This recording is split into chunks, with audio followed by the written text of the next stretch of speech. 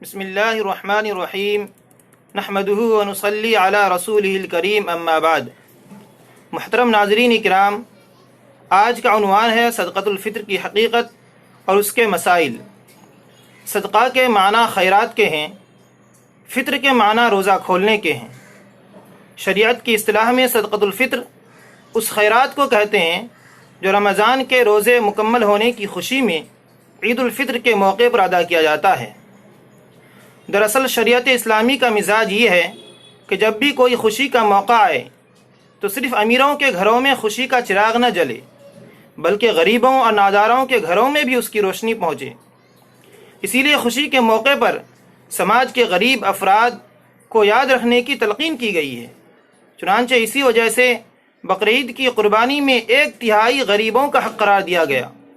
ولیمہ کے بارے میں آپ صلی اللہ علیہ وسلم نے فرمایا کہ بدترین ولیمہ وہ ہے جس میں سماج کے امیر لوگوں کو بلایا جائے اور غریبوں کو نظر انداز کر دیا جائے۔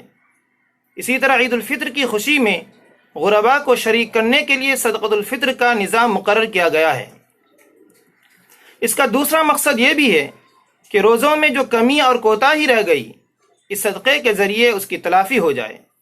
چنانچہ نبی کریم صلی اللہ علیہ وسلم نے ان دونوں مقاصد کی وضاحت ایک حدیث میں کی ہے۔ حضرت ابن عباس رضی اللہ تعالی عنہ سے روایت ہے کہ رسول اللہ صلی اللہ علیہ وسلم نے مسکینوں کے کھانے اور روزوں کو لغو اور گناہوں سے پاک کرنے کے لیے صدقۃ الفطر کو ضروری قرار دیا ہے۔ صدقۃ الفطر ہر ایسے بالغ مرد و عورت پر واجب ہے جو غنی اور مالدار ہو۔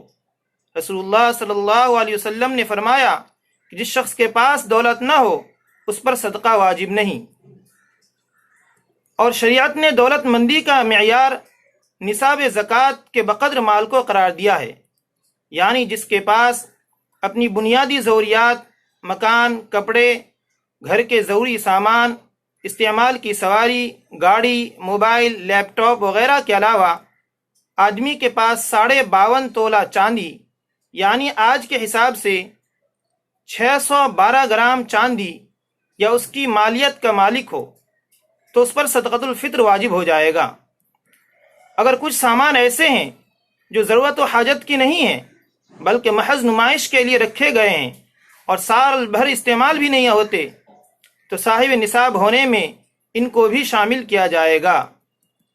صدقۃ الفطر اپنی طرف سے اور اپنے نابالغ بچوں کی طرف سے ادا کرنا واجب ہے۔ بالغ لڑکے، لڑکیاں، بیوی، اس کے زیر پرورش چھوٹے بھائی بہن اور والدین کی طرف سے صدقۃ الفطر ادا کرنا واجب نہیں ہے۔ لیکن ہندوستانی سماج میں بیوی اور شوہر کا مال ملا جلا ہوتا ہے، اور بالغ لڑکے جب تک ماں باپ کی کفالت میں ہوتے ہیں اور تعلیم وغیرہ میں مشغول رہتے ہیں تو ان کی بھی ساری ذمہ داریاں گھر کا ذمہ دار خود انجام دیتا ہے، جن کی کفالت گھر کا کوئی مرد ہی انجام دیتا ہے۔ اس لیے بہتر ہے کہ ان سب کی طرف سے صدقۃ الفطر ادا کر دیا جائے۔ صدقۃ الفطر ہر اس شخص کی طرف سے ادا کرنا واجب ہے جو عید الفطر کی صبح میں موجود ہو۔ اگر اسی شب کو بچہ پیدا ہوا تو اس کا بھی صدقۃ الفطر ادا کرنا واجب ہوگا۔ اسی طرح اگر کوئی عید الفطر کی شب میں انتقال کر جائے تو اس کی طرف سے صدقۃ الفطر ادا کرنا واجب نہیں ہوگا۔ حضرت ابن عباس رضی اللہ تعالیٰ عنہ سے روایت ہے کہ رسول اللہ صلی اللہ علیہ وسلم نے 1 صاع کھجور یا 1 صاع جو یا نصف صاع گیہوں صدقۃ الفطر کے طور پر ادا کرنے کا حکم دیا۔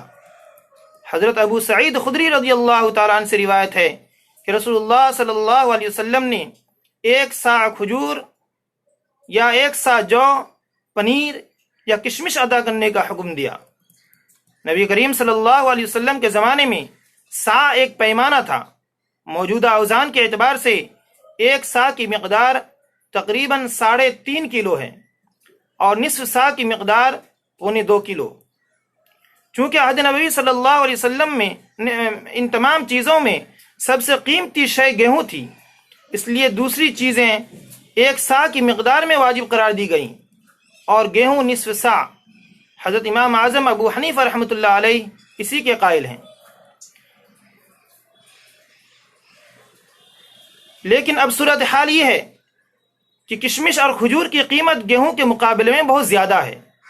اس لیے فقیہ العصر حضرت مولانا خالد سیف اللہ رحمانی صاحب، جن کے ایک طویل مضمون سے استفادہ کرتے ہوئے یہ ویڈیو بنایا جا رہا ہے، فرماتے ہیں کہ جن لوگوں پر صدقۃ الفطر واجب ہے ان میں جو بڑے تاجر اور اصحاب ثروت ہیں اور اللہ تعالیٰ نے انہیں کافی مال سے نوازا ہے، تو ان کو کھجور اور کشمش کی قیمت سے صدقۃ الفطر ادا کرنا چاہیے۔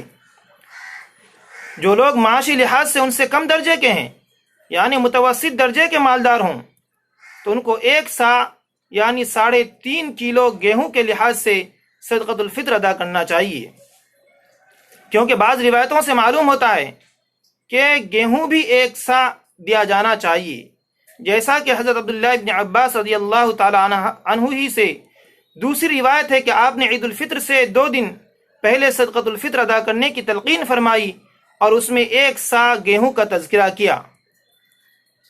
اسی لیے امام مالک رحمۃ اللہ علیہ، امام شافعی رحمۃ اللہ علیہ اور امام احمد بن حنبل رحمۃ اللہ علیہ کے نزدیک گیہوں میں بھی صدقۃ الفطر 1 سا ہی واجب ہوتا ہے، لہذا متوسط مالداروں کو 3.5 کلو گیہوں کے حساب سے صدقۃ الفطر ادا کرنا چاہیے، اور جو لوگ معاشی اعتبار سے ان سے بھی کم درجے کے ہیں تو وہ 1.25 کلو گیہوں کے لحاظ سے صدقۃ الفطر ادا کریں۔ اس میں غربا کا فائدہ بھی ہے اور ثواب بھی زیادہ۔ نیز اس طرح رسول اللہ صلی اللہ علیہ وسلم سے منقول ساری روایتوں پر عمل بھی ہو جائے گا۔ صدقۃ الفطر کی ادائیگی کا اصل وقت عید الفطر کے دن نماز عید سے پہلے ہے، البتہ رمضان کا مہینہ شروع ہو جانے کے بعد بھی اگر کوئی ادا کرنا چاہے تو ادا کر سکتا ہے۔ صدقۃ الفطر کے مصارف تقریباً وہی ہیں جو زکوٰۃ کے مصارف ہیں۔ جن لوگوں کو زکوٰۃ نہیں دی جا سکتی ان کو صدقۃ الفطر بھی نہیں دیا جا سکتا، مثلا غریب، مسکین، محتاج مسافر جو نصاب کا مالک نہ ہو، خود اس پر صدقۃ الفطر واجب ہوا ہو، اس کو صدقۃ الفطر دیا جا خود اس پر صدقۃ الفطر واجب نہ ہوا ہو تو اس کو صدقۃ الفطر دیا جا سکتا ہے۔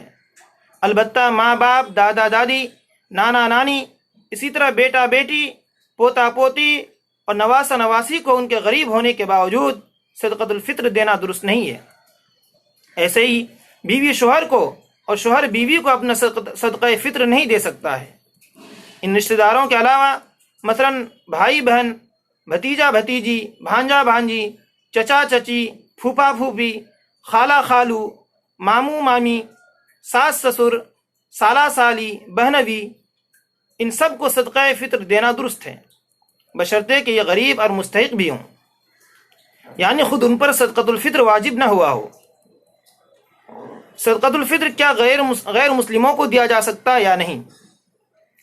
تو یاد رکھنا چاہیے کہ غیر مسلموں کو زکوٰۃ تو نہیں دی جا سکتی، لیکن غریب غیر مسلم کو صدقۃ الفطر دیا جا سکتا ہے، اور ہمارے ملک کے موجودہ حالات کے پس منظر میں دیا جانا بہتر ہے۔ اس سے یہ پیغام بھی جائے گا کہ مسلمان نہ صرف سماجی جذبے سے بلکہ اپنے مذہبی حکم کے تحت برادران وطن کی طرف مدد کا ہاتھ بڑھاتا ہے، اور بلا امتیاز مذہب تمام لوگوں کے ساتھ حسن سلوک کا رویہ اپناتا ہے۔ اس لیے ہم سب کو چاہیے کہ صدقۃ الفطر ضرور نکالیں اور عید کی خوشی میں غریبوں کو بھی شامل کریں۔ وما علینا الا البلاغ۔